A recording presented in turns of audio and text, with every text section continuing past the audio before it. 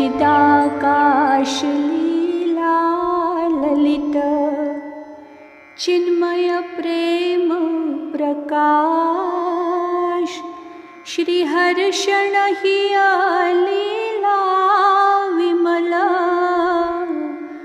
रामचरित रसरास श्री गौरदेव आराध्य की अंतःलीला भाष प्रेम प्रदायिनी रस भरी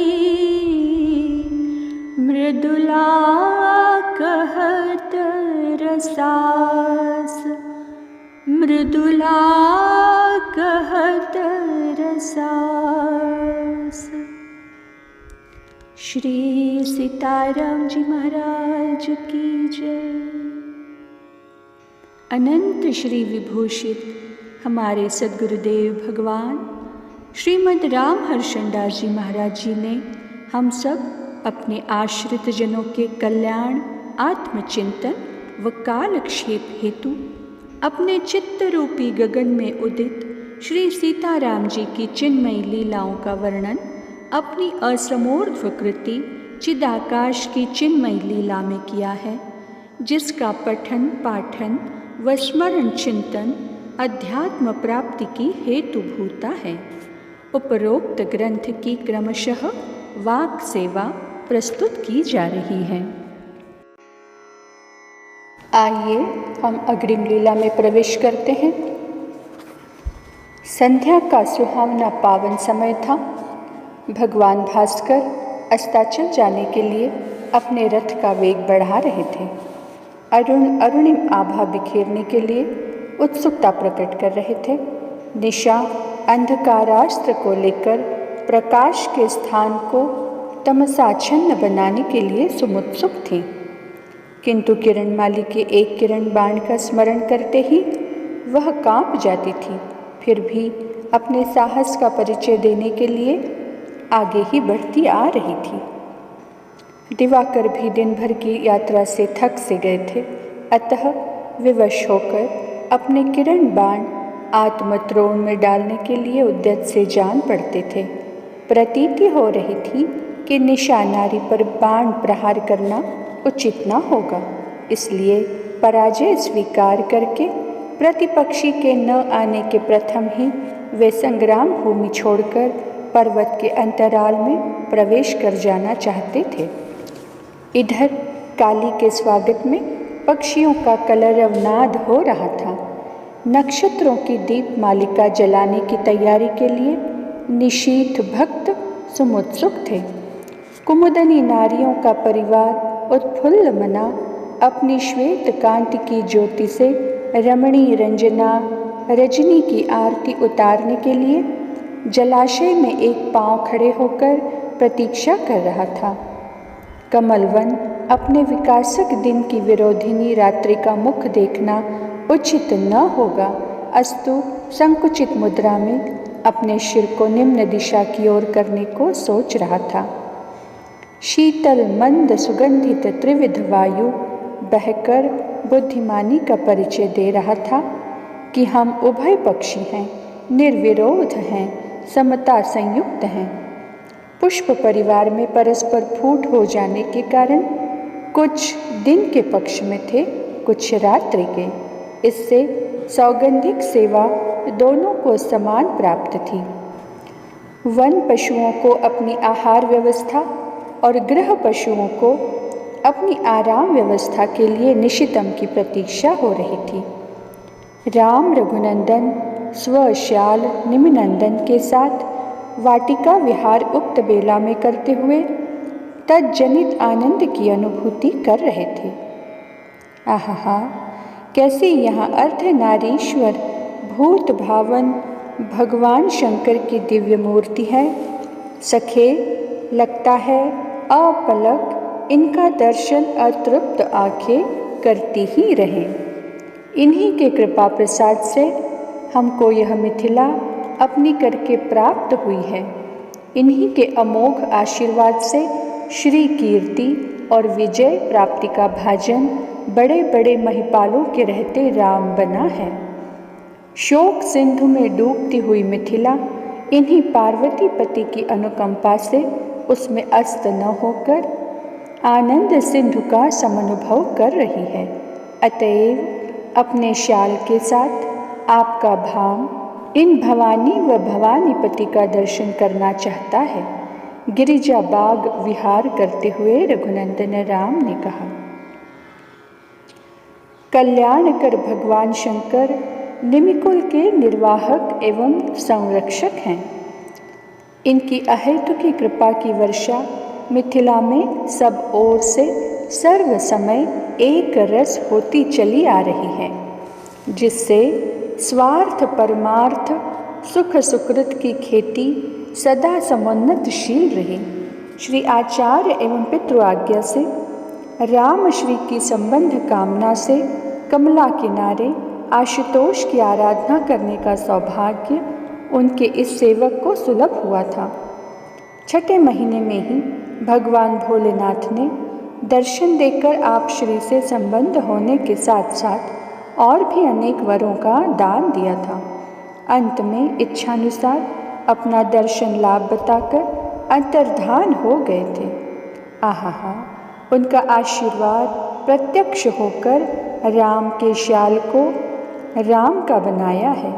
जय हो पार्वती पति की, जय हो गिरिजा महेश्वर की, जय हो भव भवानी की, जय हो कहकर निमिकुल कुमार पुलकित हो गए। शाल भाम दोनों मंदिर में पूजन सामग्री समेत प्रवेश करें और अर्धनारीश्वर महादेव का दर्शन कर अपने को कृतार्थ करें। ठीक है, रघुकुल में ऐसा कोई नहीं जो अनुपयोगी असत वार्ता का विनियोग करता हो। किम पुनः रघुवंश विभूषण के विषय में कुछ कहना। सेवकों द्वारा पूजन सामग्री पूजक के पास मंदिर में पहुंच चुकी है। संभव है पूजक ने आप श्री के प्रतिनिधित्व में स्थित होकर पूजा भी कर दी हो। हम लोग शीघ्र मंदिर में चलें, राम के शाल ने कहा। चक्रवर्ती कुमार, आप श्री की ओर से पूजन हो चुका है। पुष्पांजलि समर्पण के साथ प्रणाम करना शेष है, पुजारी ने कहा। युगल नरपति नंदन अर्धनारीश्वर भगवान का स्तवन, प्रदक्षिणा, पुष्पांजलि समर्पण और प्रणाम करके सम्मुख आसन में बैठ गए। निमिकुल कुमार के संकेत से पुजारी बाहर जाकर किसी को भीतर आने की अनुमति न देने के स्थान में स्थित हो गए। युगल कुमार भगवान भोलेनाथ के ध्यान में स्थित बाह्य ज्ञान को भूल गए। अंतर जगत में दोनों भगवान आशुतोष का दर्शन कर करके प्रेम परिपूर्ण हो गए। राम रघुनंदन की जय हो की उच्च ध्वनि ने कर्णों में प्रवेश करके युगल कुमारों को ध्यान से पृथक कर आँख खोलने को बाध्य कर दिया। आहा, परम प्रसन्न मुद्रा में स्थित अंतर जगत के ध्येय आशुतोष अवधरदानी भगवान भूत बावन का दिव्य दर्शन चर्म चक्षुओं से हो रहा है। जय हो गिरिजा महेश्वर की, जय हो प्रलयंकर शंकर की। चरण प्रांत में पड़े हुए युगल कुमारों को उठाकर हृदय से लगा लिया वृषभ ध्वज ने। परम प्रेम की 3 सरिताओं का संगम बहुत ही आकर्षक था, किंतु उस त्रिवेणी में गोता लगाने वाले उन तीनों के अतिरिक्त वहाँ अन्य कोई न था। कई डुबकियाँ लगाने के पश्चात भीगे वस्त्र तीनों त्रिवेणी तट पर खड़े हो गए। साश्रु विलोचन त्रिलोचन के स्वामी का सेवक भाव कितना महान एवं सरस है, जिसने सर्वतंत्र स्वतंत्र को पारतंत्र में निरंकुश को अंकुश के नीचे, प्रार्थेय को प्रार्थी के आसन में, सर्वसेव्य को सेवक की स्थिति में, स्वराट को सिपाही के वेश में, महान से महान को अणु रूप में, एवं सर्वशेषी को शेष स्वरूप में, सर्वभोक्ता को भोग्य रूप में, सर्वरक्षक को रक्ष रूप में खड़ा होने को बाध्य कर दिया है। इस विचारधारा में मग्न भगवान भोलेनाथ ने अपने आराध्य की प्रसन्नता के लिए अपने अनेक अमोघ आशीर्वादों से शालभाम का मंगलानुशासन उनको हृदय में लिए शिर सूंघते हुए किया। तदनंतर अंतर्धान होकर युगल कुमारों को अपने वियोग से उनकी अतृप्त आंखों से अश्रु बहाने का अवसर उपस्थित कर दिया। सखे, भगवान भवानीपति कितने कृपालु हैं। हम दोनों के क्षणिक ध्यान एवं सकृत प्रणाम से प्रसन्न होकर उन्होंने अपना हृदयालिंगन अत्यधिक वात्सल्य रस का पेय पिलाते हुए प्रदान किया है। हम दोनों को सदा सदा के संबंध ही बतलाकर भविष्य में भी इसी संबंध रस के परस्पर भोक्ता बने रहने का आशीर्वाद भी दिया है। धन्य है हम दोनों के सौभाग्य को। इस प्रकार कहते हुए प्रेम पार की राम प्रेमाप्लुत हो गए। वास्तव में भगवान शिव जब अपने भक्तों के प्रणाम मात्र से द्रवित हो जाते हैं, तब वे अपने भक्त भयहारी आराध्य की स्तुति व प्रणाम प्रक्रिया को देखकर विलंब से दर्शन देना कैसे सह सकते हैं। यह रहस्य वार्ता हमारे आचार्य और स्वयं शंकर भगवान ने कही थी। आज उस रहस्य का भेद खुल जाने से योगीवर्य की वाणी का प्रत्यक्ष प्रमाण मिल गया। अपनी मिथिला के भाग्य वैभव का उत्कर्ष कितना महान है कि जिसके आगे सर्वसुर वंदित विधि हरिहर के पुर का भाग्य वैभव संकोच के साथ शिर झुकाने को विवश हो जाता है। अतएव मिथिला के भाग्य विधाता की जय हो, सदा जय हो। मिथिला का भाग्य स्वयं सिद्ध है, तभी तो आपका माना हुआ भाग्य विधाता अपने आप सिद्धि सदन के आंगन का अतिथि बना है। सखे, आज एक गुप्त वार्ता का स्मरण आ गया है, उसे आपसे छिपाना उचित नहीं समझता। वह यह है कि प्रथम गुरु आज्ञा से इस मंदिर में आपके द्वारा ले आया गया, तब आपके चले जाने पर राम भगवान शिव की आराधना में लग गया था। थोड़ी देर में ही आशुतोष ने प्रत्यक्ष दर्शन देकर अपने पिनाकी नाम के धनुष का खंडन करने के लिए अनुशासन किया था। अतएव उन्हीं त्रिनेत्रधारी की कृपा शक्ति व प्रेरणा से धनुष का भंजन राम के हाथ होना संभव हुआ था। अन्यथा गौर और श्याम का संबंध संयोग असंभव था। इसलिए वास्तव में दोनों के भाग्य विधायक शूलपाणी भगवान भोलेनाथ ही हैं। दास कब कहता है कि आशुतोष का अकृतज्ञ हूँ। राम श्री की प्राप्ति के लिए उनकी आराधना ही की थी तथा तत्कृपा से ही भाग्य वैभव के विधाता को पुर में प्रवेश करने का द्वार खुल गया था। अतः दास अपने पर अकारण कृपा करने वाले विश्वनाथ शंकर का सदा कृतज्ञ है। राम श्री व राम के शाल के कथन में अंतर अकिंचित है समझने पर। राम के इस आत्मसखा ने प्राप्तव्य वस्तु उसे कहा है, जिस विधि हरिहर वंदित चरण ने मिथिला पधार कर वहाँ के वासियों को शोक सिंधु से उबार आनंद के सिंधु में निमग्न कर दिया है, और प्रापक अर्थात प्राप्त कराने वाला श्रीमान आशुतोष भगवान शंकर को कहा है, जिन्होंने प्राप्तव्य की प्राप्ति का आशीर्वाद ही नहीं अपितु उसे प्राप्ता के सम्मुख लाकर सदा के लिए उसको अपना बना दिया है। दोनों आत्मसखा भगवान भोलेनाथ की कृपा प्राप्ति से प्रसन्न परस्पर एक दूसरे के कंठहार बन जाते हैं। सखे, अब यहाँ से वास भवन को प्रस्थान करना चाहिए। समयाभाव भी प्रतीत हो रहा है।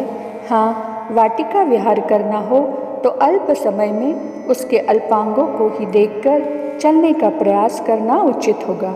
क्यों, ठीक है या नहीं? विलंबित बेला में लक्ष्मी निधि निकुंज हम लोगों का पहुंचना वहां के लोगों को प्रतीक्षा की कटुता का अनुभव कराना है। रही वाटिका भ्रमण की बात, वाटिका अच्छी लगने पर उसके उपयोग से कई दृश्यों के दर्शन व्यामोहित कर अतीत काल को वर्तमान में उपस्थित कर दे तो क्या करूँगा। व्यर्थ में चिंता, भ्रम और संकोच को आमंत्रित कर श्वसुरपुर में अपनी हंसी कराने का साधन बनाना है। अतएव सीधे श्याल सदन श्याल को चलना चाहिए। फूल वाटिका का दृश्य तो आँख बंद करके उसके तनिक स्मरण करने से ही सर्वभावेन अंतरचक्षुओं को वैसे ही दृष्टिगोचर होने लगता है जैसे कि प्रथम बार के दर्शन से अनुभव का विषय बना था। रसिक राय रघुनंदन ने कहा, मेरे सर्वस्व राम, आप श्री के प्रथम दर्शन काल में श्री गाधी नंदन विश्वामित्र जी ने हमारे श्रीमान पिताश्री से आपके विषय में कहा था कि ये संसार के सभी चराचर प्राणियों को प्राणाधिक प्यारे हैं। यह कहकर सर्व शरीरी आपको बतलाना ही दीर्घदर्शी मुनि का मंतव्य था। रत्न पारखी जौहरी हमारे दाऊ जी को भी महारत्न को पहचानने में विलंब न हुआ था। अस्तु आप बगीचे के वेली वृक्ष को देखें न देखें, आत्मरूप से उनमें स्थित हैं ही, तथा अपने बाह्य नेत्रों से न भी देखें किंतु अंतर्दृष्टि से देख ही रहे हैं। तभी तो उनकी चर्चा से उन्हीं में लीन हो जाने का भय अभय प्रदाता को भी है। वायुदेव आप श्री का स्पर्श करके बगीचे के सभी वृक्षों को स्पर्श किए हैं, कर रहे हैं। अतः फूल वाटिका को आपके स्पर्शानंद से वंचित नहीं रहना पड़ा। इसके अतिरिक्त आप न भी देखें बाह्य भाव से, परंतु ये सब वृक्ष उन्नत शिर एक पैर से खड़े होकर आपका दर्शन लाभ ले ही लिए हैं। अतः इनके परम पद स्वरूप आपसे पृथक रहने के कारण भूत संस्कारों का सर्वनाश हो चुका है। अतएव ये सब जगत वंदनीय आपके द्वारा बना लिए गए हैं। अच्छा है, चले हम लोग भवन को, निमि कुमार ने कहा। भवन में पहुंचकर दोनों स्वजनों को सुखदायक सिद्ध हुए। समय पाकर श्री सिद्धि कुंवर जी अपने प्राण वल्लभ से उपर्युक्त श्री सीताकांत की अंतर्कथा श्रवण कर आनंद स्वरूप हो गई और पुनः कथा श्रवण कराने के लिए करबद्ध प्रार्थना करने लगी। आज की चर्चा को वाणी यहीं विराम देती है। श्री मिथिला विहारी विहारणी जो सरकार की जय। श्री लाडली लाल की जय हो।